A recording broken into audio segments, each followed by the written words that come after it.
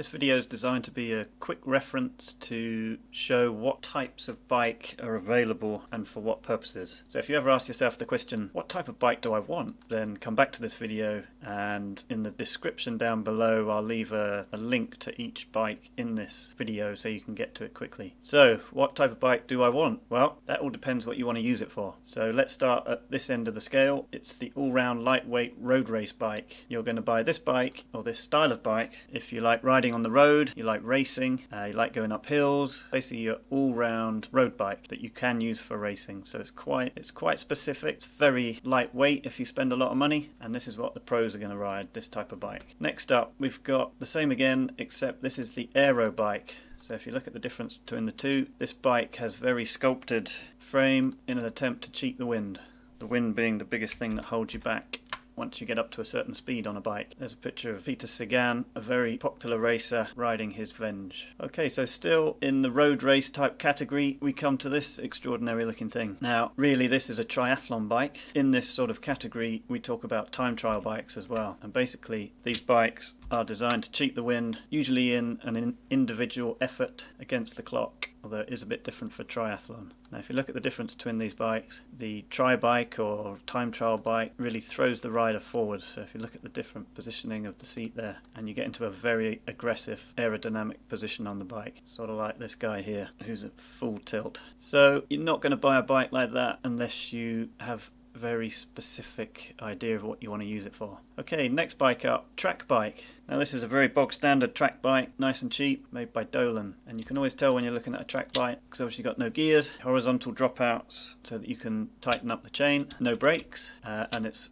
a fixed gear, so in other words you can't pedal backwards, so you've always got to pedal on this bike. That's your sort of beginner's track bike, and I would strongly advise going and having a go at this. It's great fun. This is the Manchester Velodrome. I've been there a few times myself and had a go. It takes you a while to get up onto the bank, but once you're up there it's great fun, so go and give it a go. So this is another track bike. And by the way, the word pista is Italian for track. It's actually Spanish for track as well. Sometimes you hear these bikes being called pista bikes. Now this is a much more aggressive bike, if you see the difference there between the sort of bog standard track bike. This bike here, much more aero, carbon, obviously much more expensive. The disc wheel is very aerodynamic. These basically get ridden by pretty serious dudes, so if you've got legs like that, then yeah, maybe have a go at that. Now if you compare that bike to say the all-round road bike, let's have a look.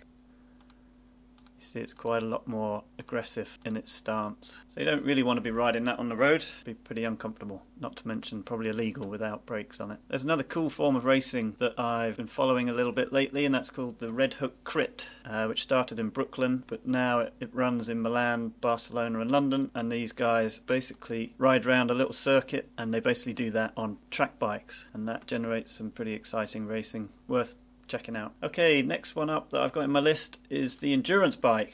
Now this sort of bike is sort of aimed at the people who want to do sportifs and sort of longer, comfortable rides. And if you compare that to the road race bike, you can see it is designed for your comfort. So much higher at the front, tiny bit longer, just nice and comfortable. So if you want to get into road riding, you're not too bothered about being the fastest guy in the village, then this is a good bike for you to get, this type of endurance sportive bike, because you can pretty much do everything on that on the road. Right, so moving on, we've got this, and I've basically called this the flat bar road bike. As you can see, it's very similar to the endurance type geometry, so it's going to be pretty comfortable. This one is from Scott, and it's a pretty nicely spec'd bike with flat handlebars, which, well, I sort of don't entirely see the point of it myself, because you've actually cut down your options on where you can use the handlebars. But I guess people like it. Some people use it for commuting on. So yeah, why not? So that's the flat bar road bike. Moving on to the next one that I've got in my list. This one, the single speed or FIXIE street bike. These come in at quite a nice price, and they were sort of, I guess this started from the couriers using them. Basically nutters who ride around towns delivering stuff on fixed wheel bikes, no brakes. Yeah, not something I would want to do because I'd get killed pretty quickly. But this particular one here from ORRO, the FE Street, comes with a flip-flop hub, so you can flip the back wheel round and either ride it FIXIE or single speed. I've had one of these flip-flop wheels before, and yeah, FIXIE it's interesting to use, but on the road I found it really difficult judging the moment where you jumped up onto the curb or something like that. I struggled with that, so it didn't work for me. But they're cool looking bikes. Okay, so moving on, we've got something, Canyon are actually calling it Canyon Urban, and what we've got here is a bike that you would use to commute on, I guess. Great feature on this bike is it's a belt drive and the gears are internal in the hub, so you can get on this bike in your business suit and not get grease all over yourself. So that's quite a nifty feature, quite a heavy bike, pretty cool for getting around town on. And then we come to what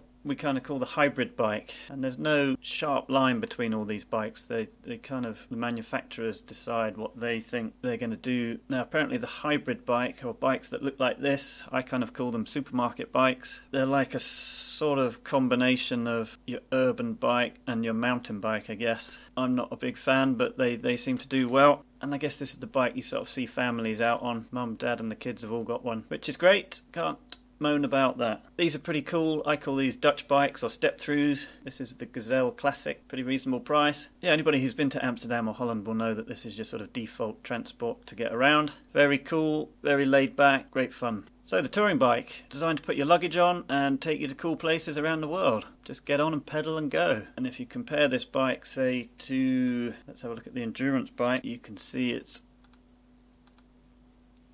quite a lot longer, because by the time you've got your luggage on there, you need it to be as stable as possible. So it's not going to be a particularly fast bike, but get your luggage on there, that'll see you around the world. Tandem bike. I've never had a go on one of these. I'm not sure I'd ever want to have a go on one of these, but if that's your thing, one of you sits on the back, one of you sits on the front. Pretty cool, I guess. Give it a go. Let me know how you get on. The Brompton folding bike. So if you get on the train in the morning and then you want to cycle a few miles to your office, why not get one of these? Because they fold up like a bit of origami, so you can take it on the train like a briefcase. That's pretty cool. The chopper. Probably wouldn't advise anybody buying one of these who wants to do any proper cycling. I've got no idea where you would use that, but they make them, they sell them, so somebody buys them. I know when I was a kid I always wanted a rally chopper. They were cool back in the 70s when I was a kid, and I always wanted one. My birthday, when I thought I was going to get one, my parents actually bought me the Tomahawk, which was the baby chopper without the gears on it, and I was absolutely devastated, and to this day I don't think I've recovered from that. So that's the chopper bike. The recumbent bike.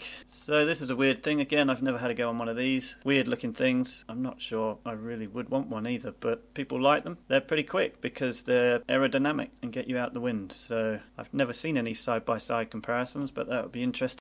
I should probably do a search on YouTube and see if I can find one. So that's the recumbent bike. Pretty much my last bike in the road series is the electric road bike. Now I sort of have mixed feelings about these. Is it a bike or is it a motorbike? I guess there's a time and a place. So if I'm out on a road ride, or there's a bunch of us out on a road ride, there's someone who struggles to keep up but still wants to be part of that ride, maybe an older person, or I want to say a less fit person, but really they should be getting a normal bike and trying to get fitter. But certainly an older person who maybe can't get fitter or fit enough, yeah, why not ride an electric bike? Then they can keep up with, let's say, their kids who are faster. So mixed feelings about that. Maybe there's a time and a place. Okay, here's another type of bike. Looks like a road bike, but it's called a cyclocross race bike. Cyclocross bikes are quite specific to cyclocross racing, which is basically where you race around a little circuit off-road with obstacles where you have to get off and carry your bike. Never done it myself. It's getting bigger and bigger. People like to do it in the off-season, so yeah, why not?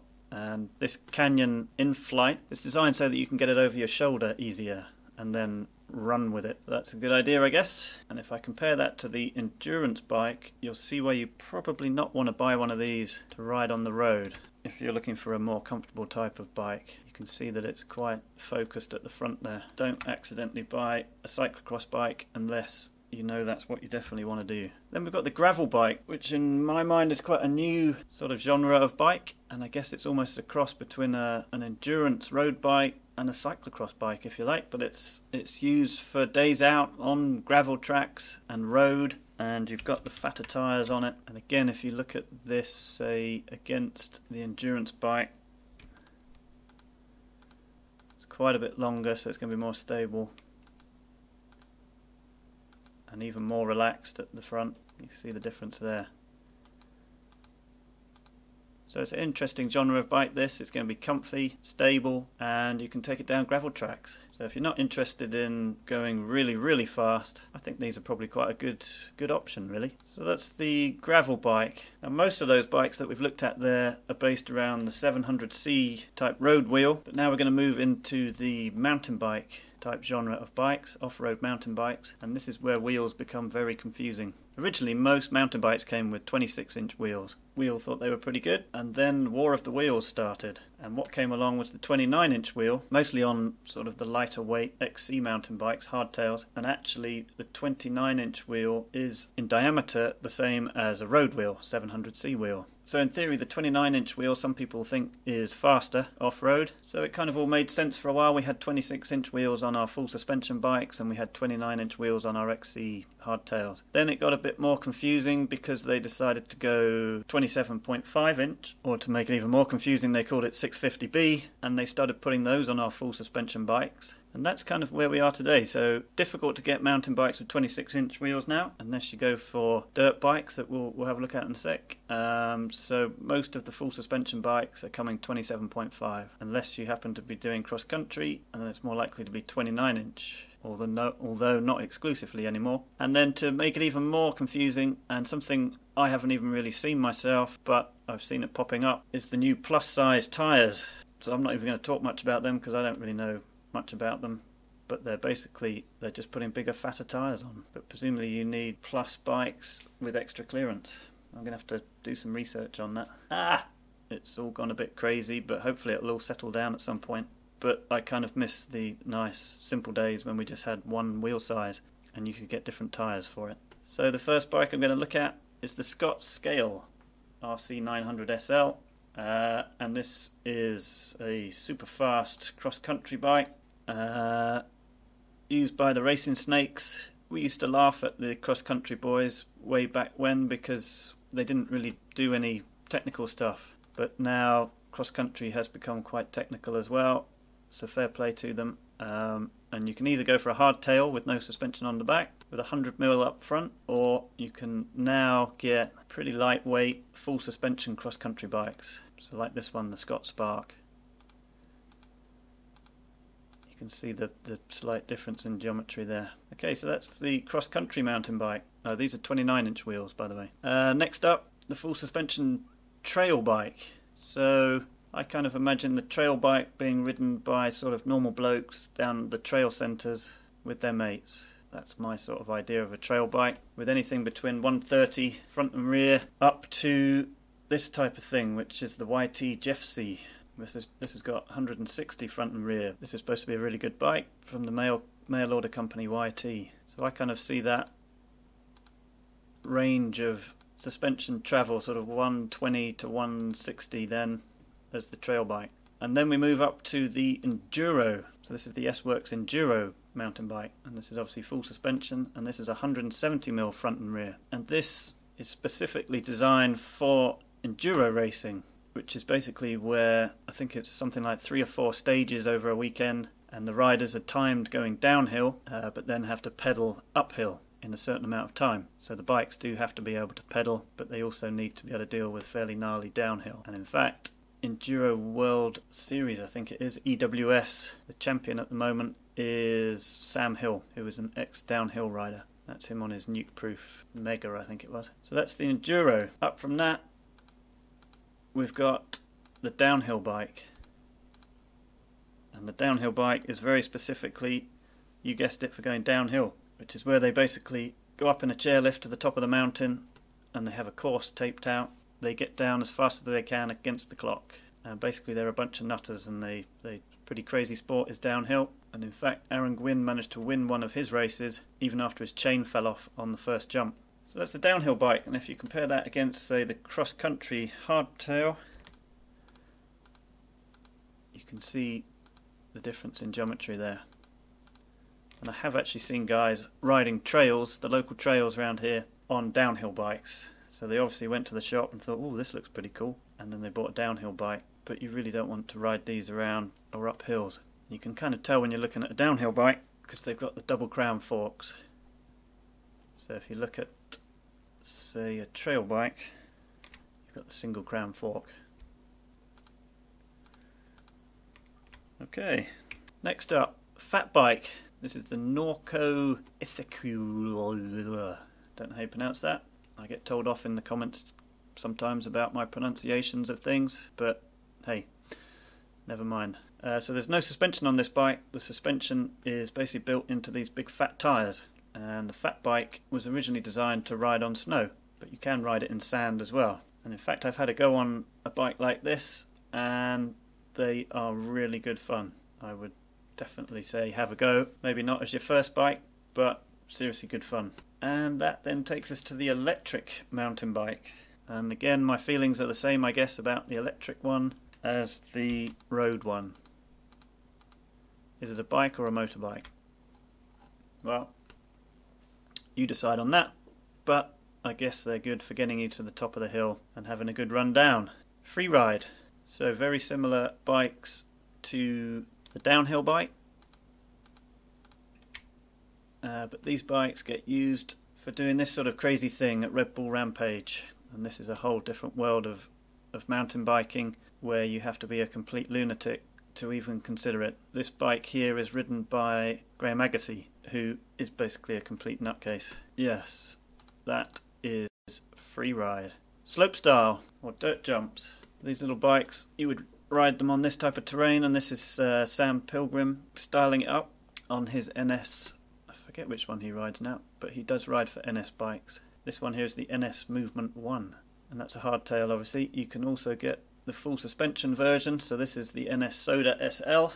What's interesting about this bike is in the description on the website, I think they say it's 26-inch wheel. If I just put my guide up, when I was lining these up, I lined up the front wheel to be a 26-inch wheel, but it then looks like the rear wheel is a 27.5 wheel. So I don't know, is that a thing? If you think that's a thing and people ride bikes with two different size wheels, write in the comment below please. Otherwise they've put the wrong wheel on the back there. Right, I've chucked this one in. This is the Raleigh Ultra Burner. So when I was a kid in the 80s, this is what everybody was riding, and they were awesome. In fact, looking at that picture there just brings my childhood straight back to me. Other than the fact I never had one. My parents bought my brothers one, they got one each, brand new, but for some reason I never got one. I had to get my own from a mail order catalogue that was rubbish. So I've never recovered from that. Now the modern BMX looks quite different. This is the GT-FS Slammer Freestyle BMX. And you can sort of see quite a big difference there. So this is a shot here from a freestyle BMX competition, and you can see they get all these ramps and stuff. Worth checking out some of that on YouTube because these guys are mental as well. There's some crazy stuff going on. So you can also race BMX, and this particular one here is a 24-inch wheel. And then the last bike that I've got in my list is the trial bike. Not to be confused with the trail bike. This is the trials bike. This is the Monty Kazan 220. And this is for crazy people who never like to sit down on their bikes, because obviously there's no seat. But you may have seen some of this on the TV. It's basically where they jump from obstacle to obstacle. Yeah, it's basically a competition to not put your feet down. And if you put your feet down, you get a penalty point. Again, slightly crazy bunch. Never done it myself, because I probably would just kill myself. Okay, so there we go. That's I think that was 35 bikes we've looked through there, all with a different use. I hope that's been helpful. And if you like this video, give it a thumbs up. And please do subscribe to my channel.